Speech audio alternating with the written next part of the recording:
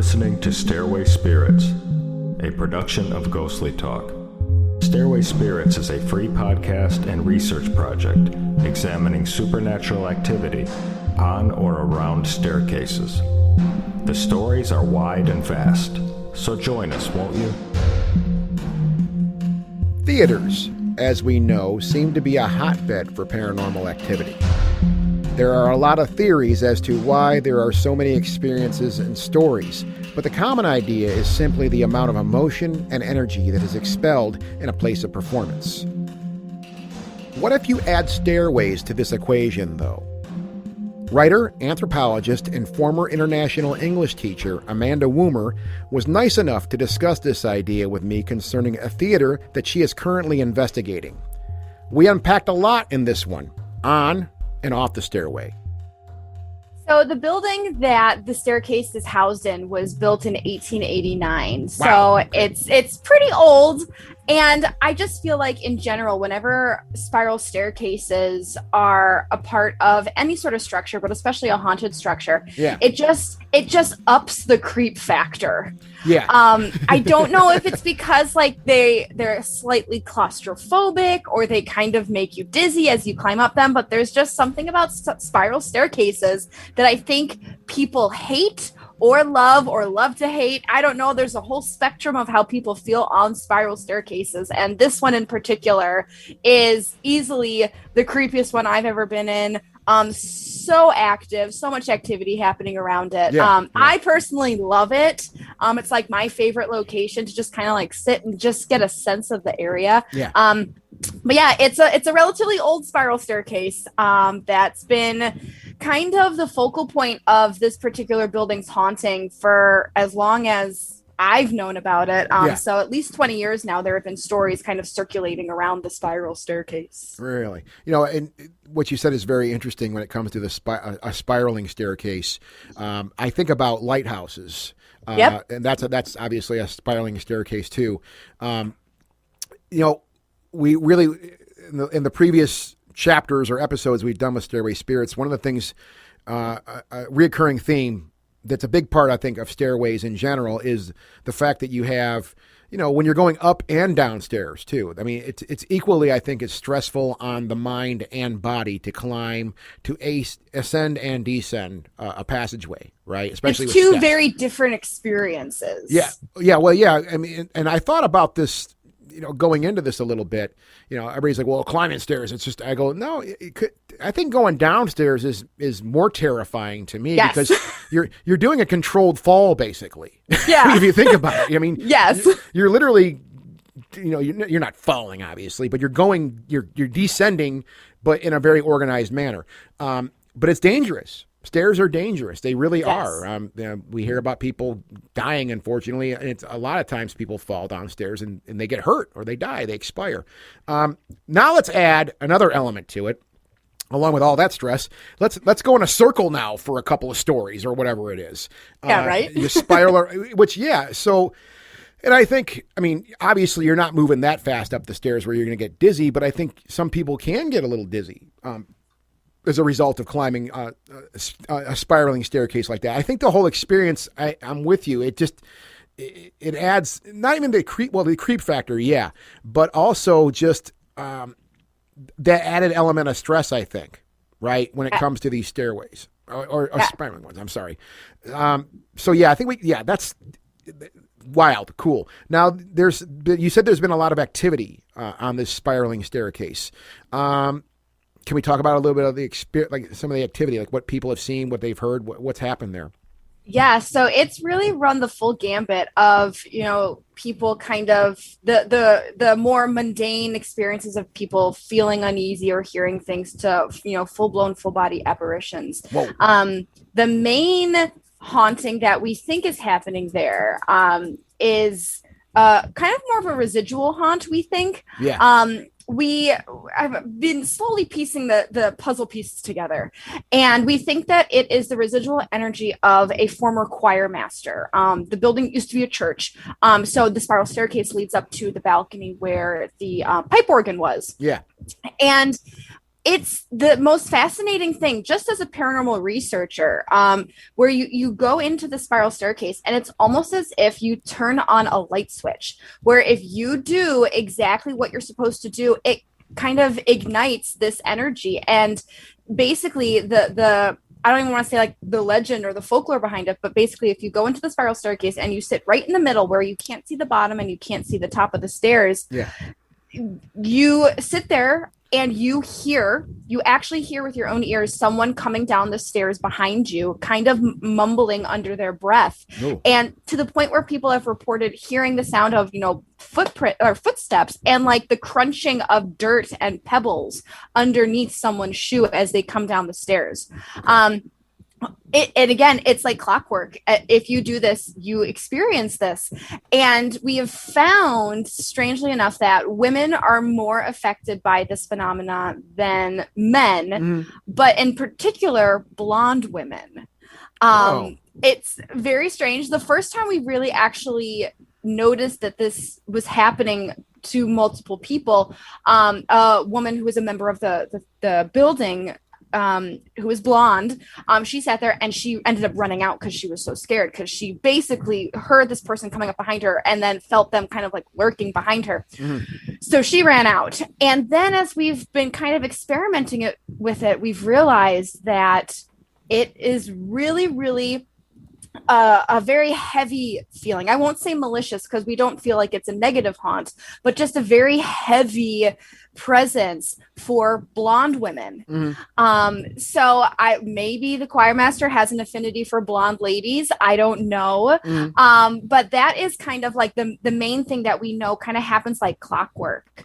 Another thing that happened was during production, one of the actors, who the building is now a theater, without giving too much away. Yeah, no, that's fine. But one of the actors was using this little alcove as an entrance for their show.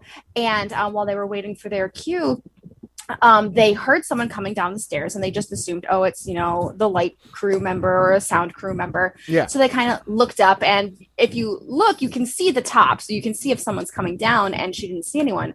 And so she was kind of freaked out. She knew the ghost stories and stuff.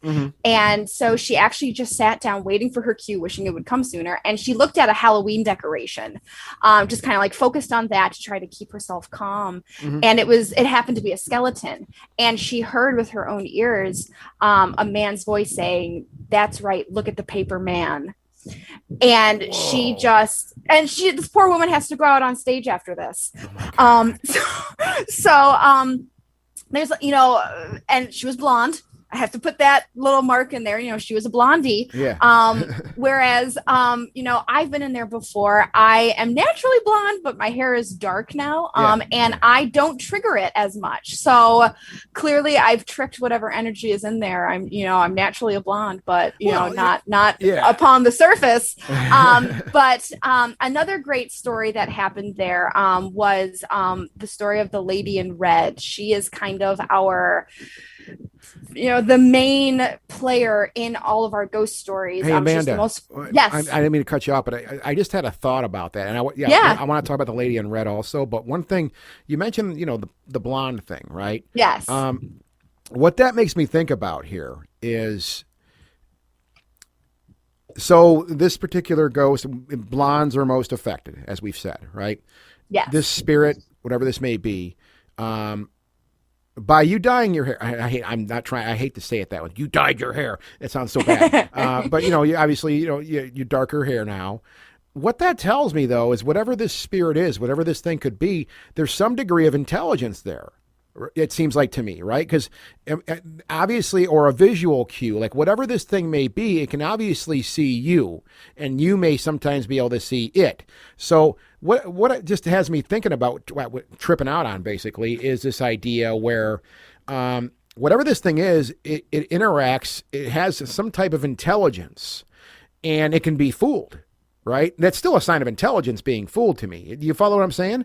Absolutely. It seems We've had debates about this. Like, is it a residual haunt? Is it an intelligent haunt? Because if you do the right things line up perfectly, he turns on and he starts coming down the stairs. Yeah. But there's also this weird interaction with specific people. Yeah. So it's this weird hybrid of, Yeah. is it residual? Is it intelligent? Is it a mixture of the two? Can there be a mixture of the two? Yeah. Is it two different things happening at the same time? Yeah. It like messes with my mind if I think about Well, it that's too much. that's exactly what I thought. It's like, because you said you're a natural blonde yourself.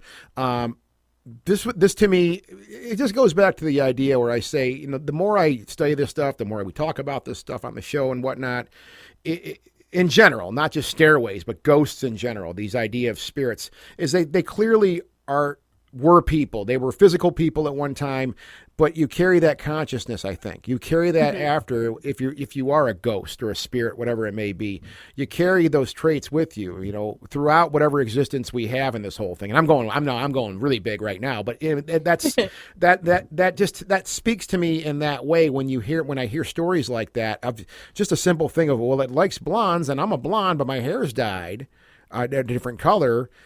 It don't bother me though. That makes me think about a whole world of ideas and things like that. So I'm sorry. Thanks for letting me go nuts on that. No, I love it, because it also makes me think like, okay, there's this argument, our spirits, like once you become a ghost or you become one with the spirit world or the universe or whatever it is, do you become omniscient? Do you become omnipresent? Like, do you have this whole array of new knowledge?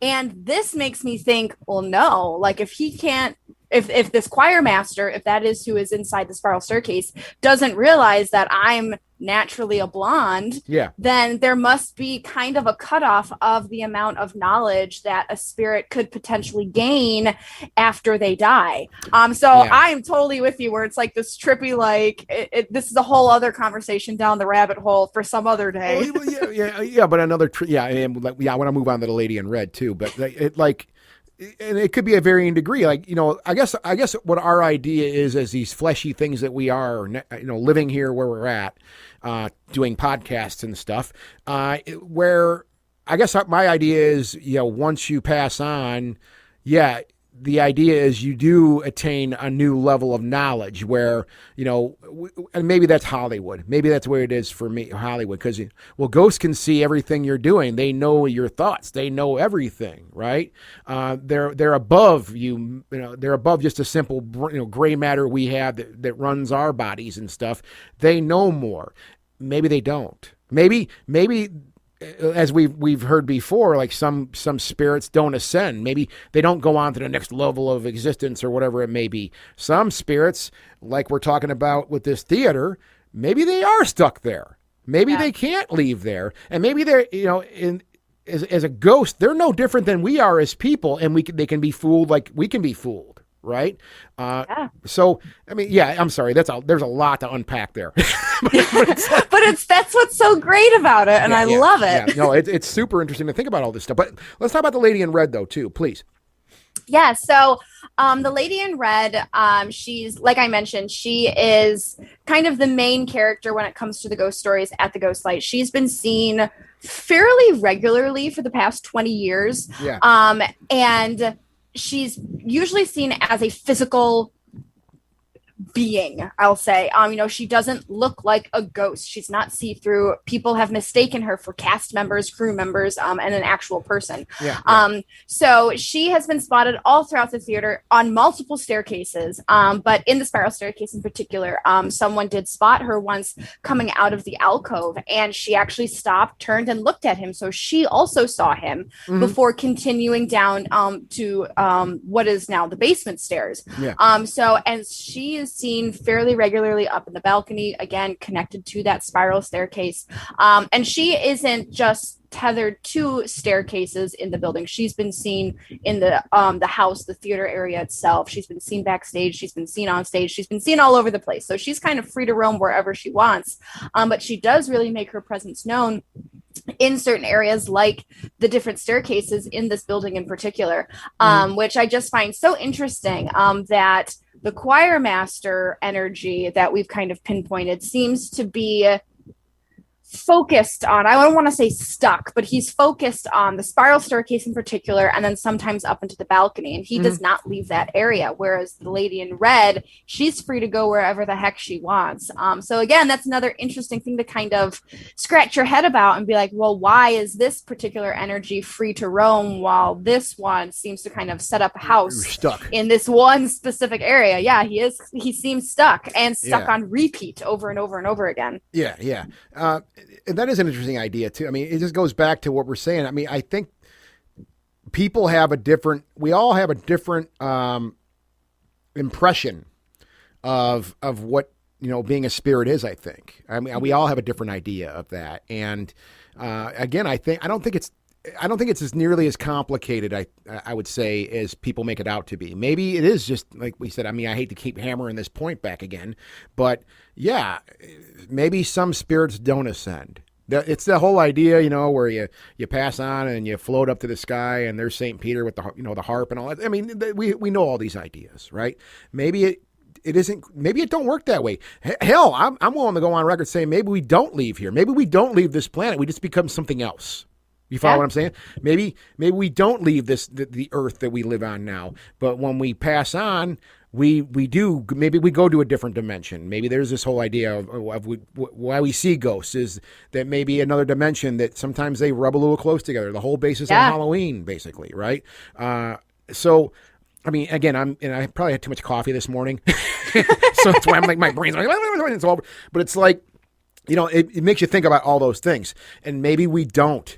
Maybe we don't go somewhere else. Maybe we don't leave this planet. Maybe we still are here, but just in a different form, right? Yeah. No matter is truly destroyed. It just changes form. So maybe that's what we do. That's what happens to our bodies, or the energy that makes our bodies do what they do, makes our brains work. I mean, again, this is a lot. We're unpacking a lot by talking about this, and I'm sorry. I just want to talk about some stairways for a few minutes. I'm like, my God, here we go. No, because I love it. Because that's the sort of thing where, focusing, even focusing on something as quote unquote small as a stairway gets you unpacking all of these different ideas and all these theories. And that's the beauty, I feel like, of the paranormal in general, is that, it's ever changing, it's ever evolving and ever growing. So your ideas about life and death and what comes next should be just as evolving and changing constantly, because you're learning new things, or you're experiencing new things, or you're hearing other people's theories and ideas, and it gets you thinking about these things. I mean, my idea of the afterlife, whatever it may be, has changed. So I've lost count of how many times it's changed, and it's this beautiful patchwork quilt of this idea and this belief and this theory and this book that I read and this conversation I had with someone. That's the beauty of it. And I love conversations like this. No, and zeroing in too. And that's, really, and again, we are talking about stairways here too. And what, I guess my interest in this is, to me, the stairway spirits or stairway ghosts, whatever they may be, ghosts. Scott, come on, pronounce it properly. It's something I think that's been in front of all of our faces all this time, and I'm not that person, when it, taking on this subject that I have taken on, to go, this is the way, you must follow me. I'm going to write millions of books on this and you will follow. This is the answer. It's not the solution, I think. It doesn't explain why people see ghosts, right? It may be a part of that, I think. It just may be something that I'm interested in now, and obviously you're interested in too. It's not, to me, the answer to all the questions we have about this stuff. It's a piece of that thing. I think it's an interesting piece of it too, and I think it may explain a lot of things why we see ghosts, mainly because of, I mentioned the word stress, and I'm going to keep mentioning this every time I do one of these episodes of Stairway Spirits, is the stress element that are on stairs, right? Obviously, we've talked about that a bit. It leaves an impression, I think. That's why we see stuff on stairways, or maybe even around stairways. It don't have to be on stairways, right? It maybe, dare I say, a spiraling staircase like this could be a charging center. It could be something. I talked with a friend, Marcus Leader, on a previous episode about this, and he ran up a pyramid. Him and a mentor of his, they ran up the side of a pyramid in Mexico, right? And when they ran up the pyramid full speed and got to the top of it, I mean, that's a lot of work. That's some serious exercise. I'm tired just thinking about it. It hurts to think about. Yeah. And he's like, when we got up to the top of the pyramid, I saw things, right? He's like, I saw an apparition. I saw something, right? And of course, there was nothing being taken. It was just running up the pyramid. There's no drinking or anything going on. I go, well, dude, think about that for a minute. And this applies right to what we're talking about with these stairways. You ran up that pyramid full speed and you expelled all this energy doing that, right? Mm-hmm. What if you kind of like charged that pyramid somehow? What if you charged it in a certain way? Because obviously a pyramid is just it's a stairway too. It's a step. Yeah. It's no different. So what if you ran up that pyramid and you charged it kind of, and that's where something had got that energy off of you and is able to materialize itself in a way, right? So going back to the theater here, yeah. What if over all these years of use, all that energy being expelled on those stairways, right? And we're just talking about the spiraling one here too. I mean, there's other stairways we're going to talk about here in a second, but what if it's the same idea, right? And it's very loose. I know this is not the answer. I want to be very clear on that. They're just ideas, man. They're just ideas. Yeah, but what if it is some type of charging center? What a stairway is it's something that can be used to charge an environment, basically, where something can materialize as a result of that when it comes to spirits. You follow what I'm saying? Yeah, absolutely. And like even as you were saying this, it got me thinking, this spiral staircase in particular, because it was a stairway in a church it was over 110 years. It was a church. Yeah. It was the epitome of a liminal space of people coming and going constantly. Who knows how many people ran up and down. And these stairs and this whole building in general was a part of, occasions like weddings, funerals, baptisms, Christmas, Easter, all that stuff. Yeah. All of that energy, good and, and I don't say bad, positive somber, and negative, happy and sad, somber. Yeah. All of that energy dispelled as people are coming up and down these stairs to keep these services going and these events going, hundreds of, over 100 years of this happening. Yeah. Who knows what kind of energy was, deposited into these stairs. It's charging the environment, so to say. And again, that's not, it's not an answer. I mean, I'm not saying it's an answer, but it's an idea about this thing. Like, because we all, I think we can agree that spirits, ghosts, they are some form of energy. They're a force of nature that we don't understand. That's my opinion. It's just another force of nature we don't understand, right? But they are made of some kind of energy. Everything's made of energy, right? I think we can agree on that. And what if it takes something to prime the environment? Like when you try to start a lawnmower, you got to prime the motor. Gotta pump it. You got to hit the primer button to get gas into the system, into the fuel line to start the motor, right? It's priming a system. What if you can do that same way by expelling a certain amount of energy? For example, I know we've probably heard about this, discussed, or even maybe experienced something like this. Poltergeist activity, for example.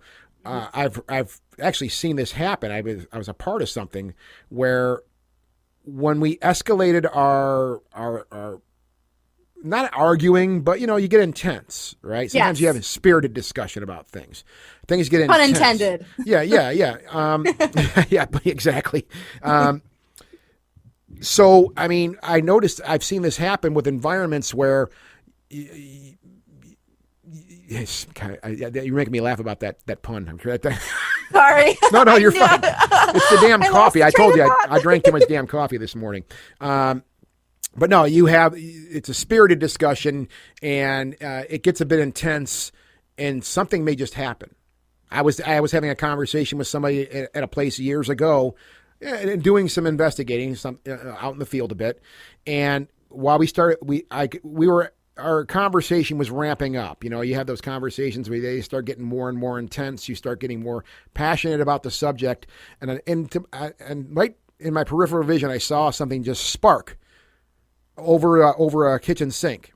And I saw the little curtains, they just moved a little bit. It was just very slight, very small, very slight, damn near unnoticeable. But I noticed it, and I just saw a little spark along with it. And the windows were closed. It was the middle of winter, right? And there was no vent there or anything like that to blow any air or anything. And I noticed it, and my friend noticed it also. And I'm like, did you? Yeah, I saw that too, right? So the point of that is like maybe, not only climbing stairs up and down stairs, but maybe just your attitude, right? Because when you're climbing stairs or descending stairs, your brain's doing stuff then too. Like, okay, got to be careful here. Got to watch what I'm doing. I don't want to fall. Yeah. So again, that stress, I keep saying stress. But it could just be your attitude in general, or when you start getting passionate about something, your energy level rises, and maybe you charge the environment doing that. You see what I'm saying? So, I mean, again, we're unpacking a ton of stuff here. So, and again, my brain's been going in so many directions. We do have a couple other basement stairs, right? And belfry stairs. Is this the same building, right? Yes, it's all the same building. Okay. So the basement stairs, Lady in Red. Here she makes another appearance. Yeah, here she is again. So this is a staircase that's kind of a continuation that leads up to the costume room, and it's very interesting energy, this whole area. People hate with just such a passion the stairs leading up to the costume room. They don't know why. It's just this very heavy, kind of creepy feel. Yeah. And those stairs continue down into the basement backstage. Yeah. And the particular story that I always love sharing, mostly because it's my mom's story. This was her ghost story that I'm super jealous about, because I still haven't seen the Lady in Red, and I've been here for 15 years now. But it was her very first time in the building. She had never been there before. She was seeing my dad in a production, and she was going down the stairs, and she saw a woman in a red Victorian era velvet dress come up the stairs. So she kind of put her arm out to stop my brother, to kind of get them both out of the way so they would let this woman pass, because clearly she's in this big heavy dress. She's trying to walk up the stairs. It's difficult. We'll get out of your way. So when she turned to look back at my brother to get him out of the way and tell him, just wait a second, bud, she turned to look back, and the woman was gone. Oh. And my mom was like, oh, that's kind of weird. Like, I didn't hear her go back down the stairs, but whatever. So they continued down the stairs to, the not concession stand, but whatever, the snack bar and the bathrooms. Then they went back to see the rest of the show. And my mom kind of kept an eye out for this woman throughout the rest of the show. And she realized that the woman was never in the cast, and the costume that she was wearing didn't match the time period for the show that they were seeing. Oh. So she was kind of like, well, that's kind of weird. But she didn't really, again, think anything of it until over time, the following weeks and months, as we got more involved in this theater company, she learned, oh, the theater is haunted. Oh, we have a lady in red. She's got dark hair and wears a red dress, and people see her, here, and here. And she kind of was, in hindsight, like, oh my gosh, I can't believe it. Yeah. So she saw a full-bodied apparition, and like skin and bones, like she looked like an actual person, that so much so that she stopped in her tracks to get out of this woman's way. And again, people report feeling uneasy on those stairs. I don't know if anyone's ever seen the Lady in Red on those stairs again. Yeah. But there's definitely a weird vibe in that area. Mm-hmm. And I'm still super jealous that my mom had that kind of interaction with the Lady in Red, because I'm jealous too. I'm very bitter. No, and now that's the basement stairs, we said, right? Okay. And now we have the belfry stairs also. Yes, this is a newer development. Okay. So basically the belfry, you go up this flight of stairs in particular. You're in the attic area, and then there's a very thin flight of stairs, more like a ladder, that leads up to the actual bell itself. Because it was church, and not a lot of people have gone up there until recently. It's kind of cornered off. It is more on the dangerous side. It's a very, very old building. You could trip and fall. So we've kind of avoided the area until the last year or so. Since COVID, we've opened the building up for ghost hunts. And depending on the group that we have with us, sometimes we go up into the belfry.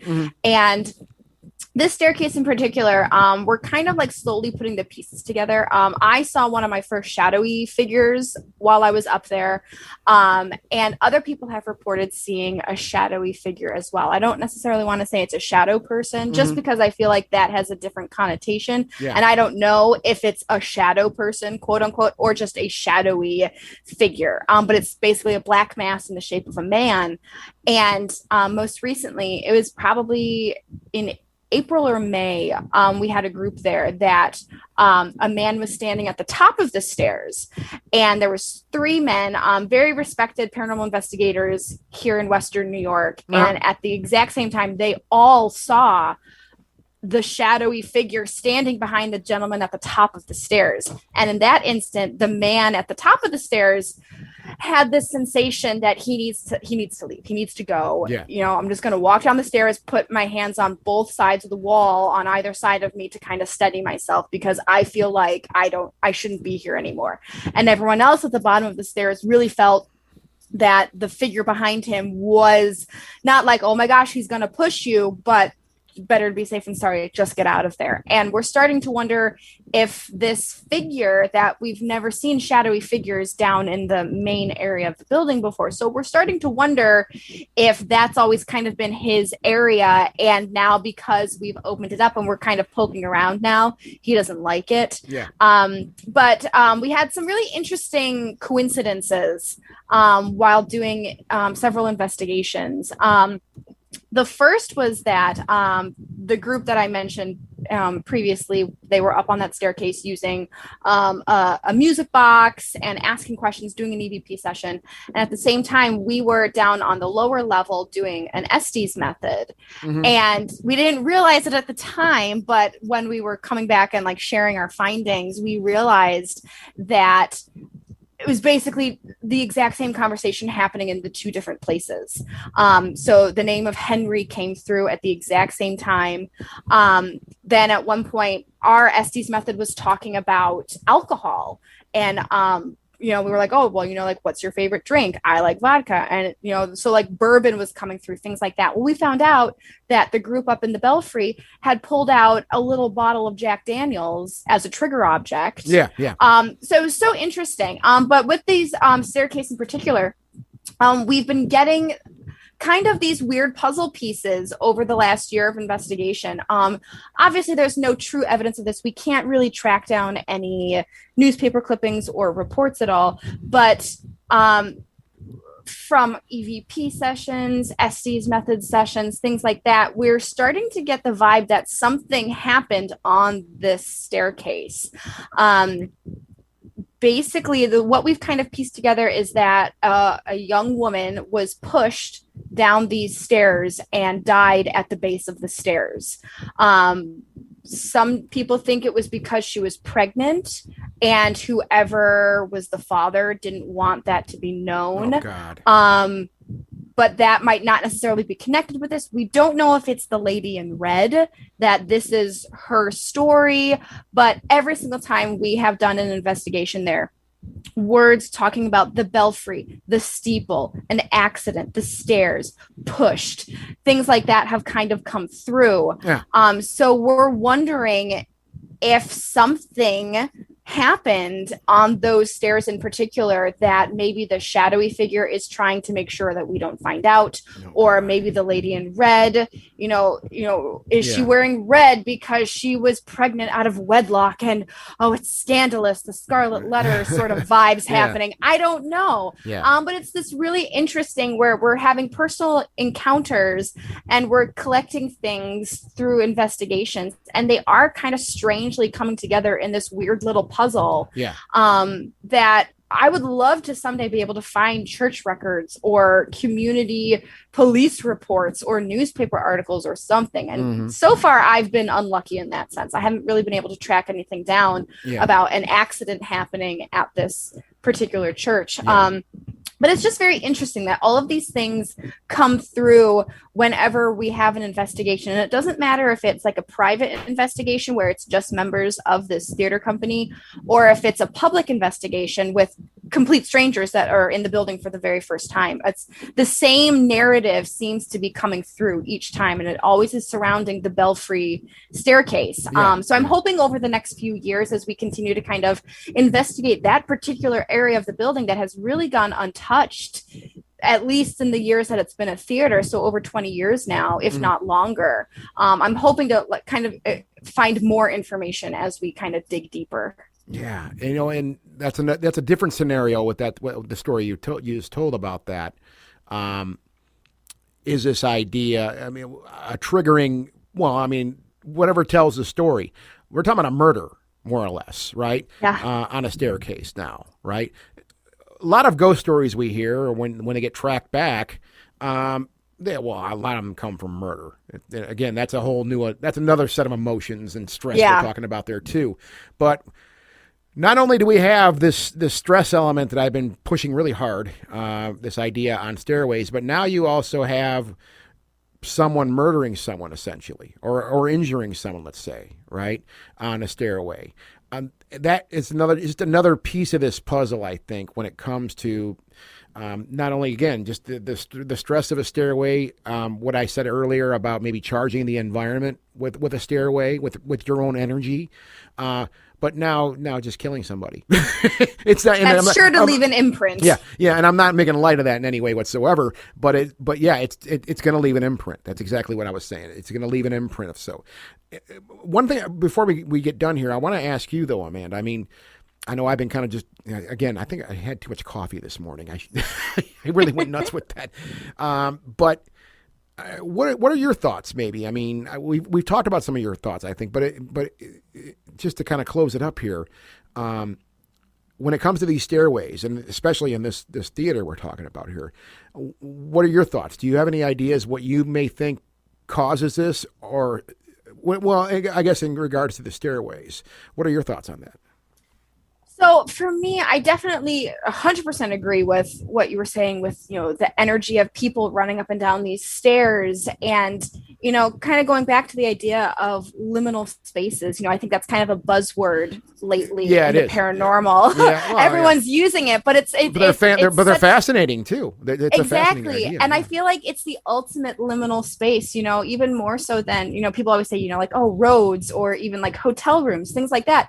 But I'm like, a staircase, you don't even think about the number of people that go up and down a staircase, and, when this building was a church, you had, church members, the pastors, the choir master, the choir members, people helping to run a wedding, helping to run a funeral, and now that it's a theater, you have audience members, you have actors, and actors, are dispelling energy as passion, they're performing. Exactly. Yeah. And even audience members are doing the exact same thing when you're clapping, you're cheering, you're laughing, you're screaming. Yeah. So I think that just in this particular building, I feel like so much energy has been produced since the building's very beginning. Yeah. Both positive energy and that sad, somber energy. And I feel like, whether a murder happened here, it can't be proven, that putting that aside, because that's, you can't prove that. There's just so much energy in this building. And so many people have been coming and going over the years that, to me, of course, a staircase would be haunted. Why wouldn't it be? Yeah. With the number of people, the countless people that have come and gone, whether they've died on the stairway or not. Again, we don't know that. Yeah. There's got to be something that remains. And it's just, I want to thank you for really honing in and focusing on this area of ghost stories, because I feel like almost every haunted location that I can think of off the top of my head has a ghost story surrounding a staircase. Well, yeah. So it's like, why haven't we been focusing on this? It is kind of, I don't want to say a trope, but it is really a characteristic of hauntings. I think it's an idea that's been hidden in plain sight for all these years. Yes, how have we not seen this? So it's absolutely fascinating to kind of just sit down and really dissect a haunted location and really focus on the ghosts of these stairways and these staircases, because we ourselves are constantly coming and going on these stairs, and going up a flight of stairs is a very different energetic experience as coming down. And I 100% agree that you've got to be dispelling this sort of energy, and it's got to go somewhere. So why not feed into a haunting that could already be there, or leading to a potential haunting someday? Absolutely. I think it's fascinating. Amanda, thank you so much. I really, really appreciate you again taking the time to come talk to me here about this stuff and passing on this great information and stories about what you've been working on at this theater. Thank you so much. I always love sharing stories about this place because it's my favorite haunted location. So, and when you said stairways, I was like the spiral staircase, and then I thought more about it, and I was like, wait, there's more staircases in this building that are super duper haunted. So I was so happy to come on. Can't thank you enough. Thanks again. Let's do it again. Absolutely, anytime.